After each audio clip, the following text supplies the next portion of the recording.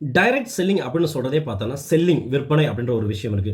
இதுல மிகப்பெரிய வாய்ப்புகள் இருக்கு. ஆனா என்ன அப்படின்னு சொன்னீங்கன்னா, ஒரு கம்பெனில நம்ம வேலை பார்க்குறோம் அப்படிங்கும்போது, ஒரு சேல்ஸ் டிபார்ட்மெண்ட்ல வேலை பார்க்குறோம்னா, அந்த இருக்கக்கூடிய வேலைகள் எல்லாமே நம்மளே செய்ற மாரி இருக்கும். பட் நெட்வொர்க் மார்க்கெட்டிங் மூலமா டைரக்ட் செல்லிங்ல நம்ம இணையிறோம் அப்படின்னா, நம்ம செய்ய வேண்டிய விஷயம் என்னன்னா டூப்ளிகேஷன். ஒரு சேல்ஸ் எப்படி நடக்குது அப்படின்ற விஷயத்த நம்ம கத்துக்கிட்டு, அது மட்டும் இல்லாம நாம செய்யக்கூடிய விஷயத்த நம்ம கூட வரக்கூடிய நம்மளோட அசோசியேட் பார்ட்னர்ஸ்க்கு அத கத்துக் குடுக்கணும்.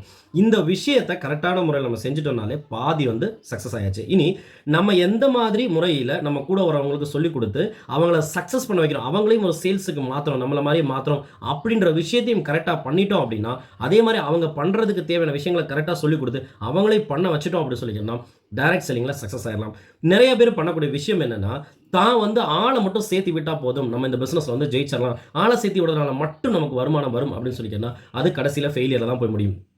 ஒரு டைரக்ட் செல்லிங்ல வரக்கூடிய நபர் அப்படின்னு சொல்லி நினைச்சீங்கன்னா, இல்ல நீங்க டைரக்ட் செல்லிங்ல வரணும், நெட்வொர்க் மார்க்கெட்டிங் நல்லபடியா இன்கம் வாங்கணும்னா, ஃபர்ஸ்ட் புரிஞ்சுக்க வேண்டிய விஷயம், ஹைலி பெய்டு புரொஃபஷனலா இருக்கக்கூடிய சேல்ஸ தான் மட்டும் இல்லாம, நம்மளோட கூட இருக்கக்கூடிய நபர்களையும் கத்துக் குடுத்து அத செய்ய வச்சுட்டோம்னு சொல்லிங்கன்னா, நமக்கு பாசிவ் இன்கம் வர ஆரம்பிக்கும். அந்த ப்ராடக்ட் மக்களுக்கு கரெக்ட்டான முறையில ரீச் ஆயி, அவங்க ரெகுலரா இன்கம் வாங்க ஆரம்பிச்சாங்கன்னு சொல்லிங்கன்னா, நம்மளால நினைச்சு பார்க்க முடியாத அளவுக்கு வருமானம் சம்பாதிக்கக்கூடிய ஒரு துறை தான் டைரக்ட் செல்லிங் அதுவா நெட்வொர்க் மார்க்கெட்டிங் அப்படின்னு சொல்றது. ஜஸ்ட் ஆள மட்டும் சேர்த்து விட்டுட்டு வரது அப்படின்னு சொல்லிக்கிறது கரெக்ட்டான நெட்வொர்க் மார்க்கெட்டிங் சிஸ்டம் கிடையாது. அதுல போனாலும் ரொம்ப நாள் நிலைக்காது. அப்போ நீங்க நெட்வொர்க் மார்க்கெட்டிங்ல இருக்கீங்க அப்படின்னா, நீங்க எந்த மாதிரி முறையில கையாண்டுட்டு இருக்கீங்க? ஜஸ்ட் ஆளுங்கள சேர்த்து விடுறது மூலமா வருமானம் கிடைக்கிறத நீங்க ஃபாலோ பண்ணிட்டு இருக்கீங்களா? இல்ல அந்த சிஸ்டம் ஃபாலோ பண்ணிட்டு இருக்காங்களா? அதே சமயத்துல பார்த்தோம் சொன்னா, ஒரு பர்ட்டிகுலர் ப்ராடக்ட் அந்த கம்பெனில கூடிய ப்ராடக்ட் அண்ட் சர்வீஸ நம்ம குடுக்கும்போது, அந்த குவாலிட்டியான இல்ல வேல்யூபிளான ப்ராடக்ட்ட குடுக்கும்போது, அது மக்களுக்கு பிடிச்சு போய் அத ரெகுலரா வாங்குறாங்களா? அங்க வருமானம் ஆரம்ப காலகட்டத்துல கொஞ்சம் குறைவா இருக்கிற மாரி இருக்கும். பட் நம்ம கரெக்ட்டான கஸ்டமர்ஸ்க்கு ரீச் பண்ணி, அதோட பெனிஃபிட்ட நம்ம மக்களுக்கு ஷேர் பண்ணோம்னா, அதன் மூலியமா நமக்கு கிடைக்கக்கூடிய இன்கம்